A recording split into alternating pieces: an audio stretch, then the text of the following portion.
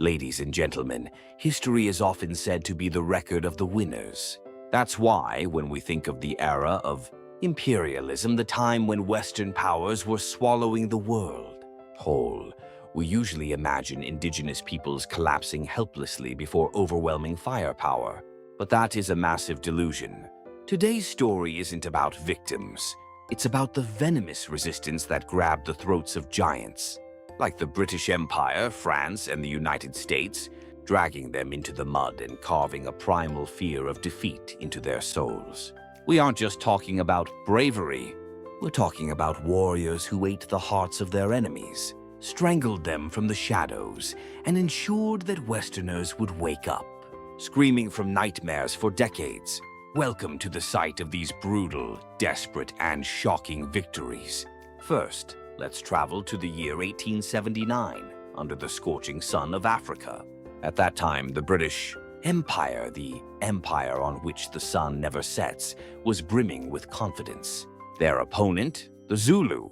To the British, they were just tribesmen with leather shields and single spears. The British army entrenched themselves at Isandlwana Hill.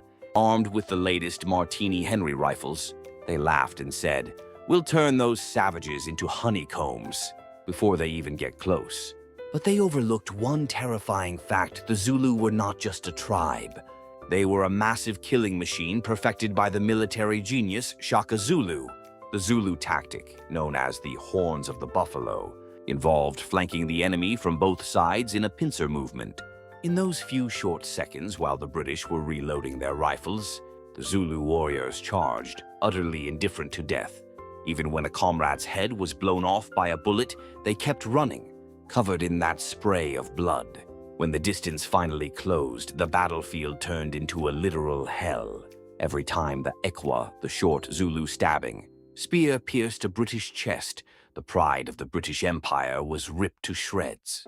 The Zulu had a tradition of disemboweling their enemies, after killing them to prevent the spirit of the deceased from being trapped. For the surviving British soldiers who watched this from afar, it became a trauma that never healed. In a single day, 300 elite British soldiers became corpses covering the hillside. It was the most humiliating defeat in British history, the moment when civilization was devoured by primal ferocity. Now, let's move across the globe to the American West in 1876.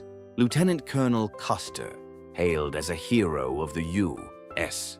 Cavalry, hummed a tune as he headed toward the Little Bighorn Valley. He underestimated the Sioux and Cheyenne alliance and made a reckless charge. But waiting for him were the legendary leaders Sitting Bull and Crazy Horse. The indigenous warriors weren't just fleeing prey. They were masters of the terrain. They lured the cavalry into marshes and rained down poisoned arrows and tomahawks from invisible thickets. When the American soldiers made their final stand, the indigenous warriors pounced like starving wolves.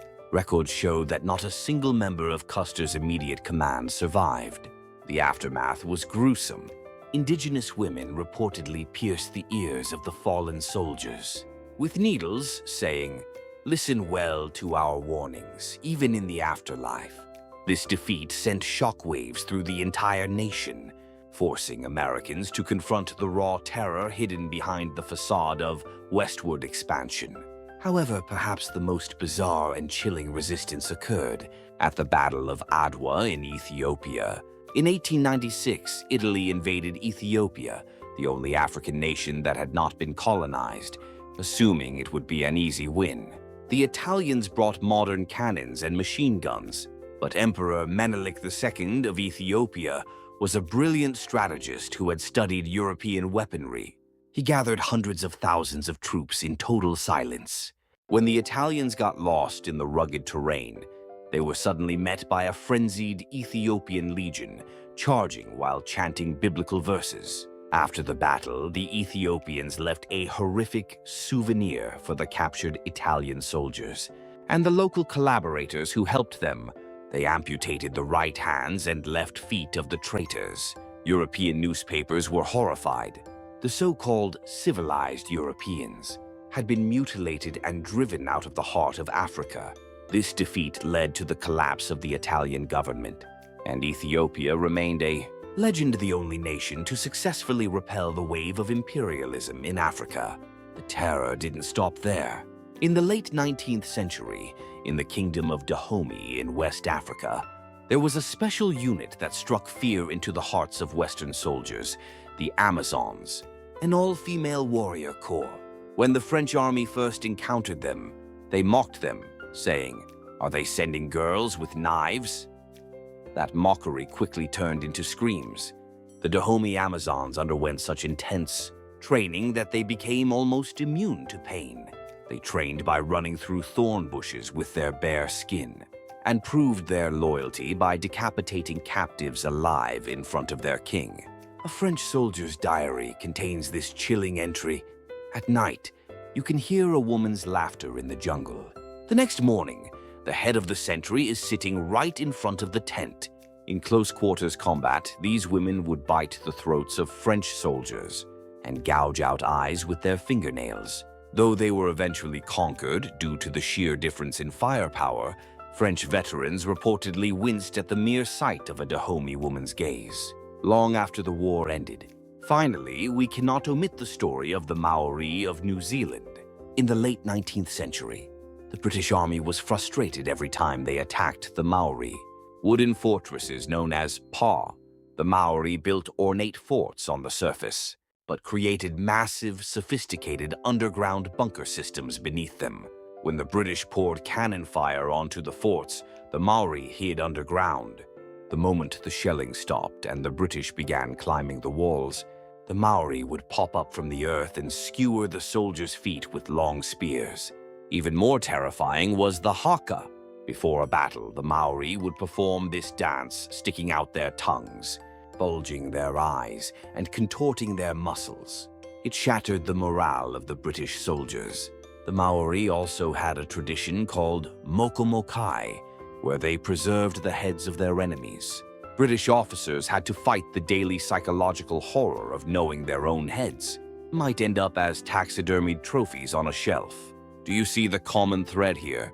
The Western powers believed that numbers and technology guaranteed victory. But the venom of those protecting their land, their families, and their identity broke their calculators. These people didn't just fight. They left deep scars on the souls of the invaders. These resistance fighters were not helpless victims who faded into history. They were the warriors who tore the skin of the imperialist monster and made it bleed. The world map we see today is drawn over the records of their blood. Behind the looted artifacts displayed in fancy museums lies the cold memory of the blades that took the lives of Western soldiers in jungles and deserts. History may be written by the winners, but without the resistance of the losers, that record would be nothing but a boring and arrogant lie. If you were an invader in that era, could you have kept your sanity amidst the Zulu drums and the Maori haka at night? Or conversely, would you have the courage to stand before a modern rifle with nothing but a leather shield? These explorers and warriors proved with their lives that true courage doesn't come from the specs of your weapon, but from the mad will to stick your tongue out at death itself. The story ends here, but this brutal and brilliant chronicle of resistance still sleeps beneath the soil all over the world. Next time, we will explore the links between these sparks of resistance and modern independence movements, diving deeper into the shadows of history. Subscribing and liking is the first step toward remembering the names of these forgotten warriors. Thank you for watching.